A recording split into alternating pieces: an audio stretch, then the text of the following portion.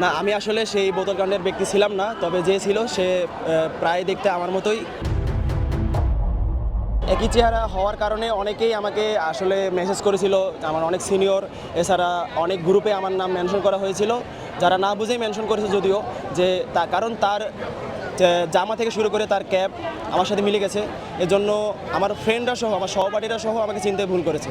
আমাকে বিভিন্ন গ্রুপে মেনশন দেওয়া হয়েছে, বলা হয়েছে যে যে বোতল মারছে সে কি আমি ছিলাম নাকি। তো এটার জন্য আমাকে কাল রাত 2টার সময় কল দিয়েছে অনেকেই, যে আমি কাজ করছি কিনা।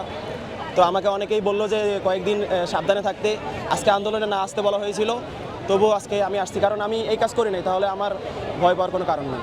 আমরা দাবির কোনো অগ্রগতি দেখছি না, কারণ আমরা আমাদের ভিসি স্যার সহ অন্যান্য অনেক স্যার ভিতরে গেছিলো, কিন্তু আমরা কোনো অগ্রগতি দেখছি না কোনো এই দাবিগুলোর।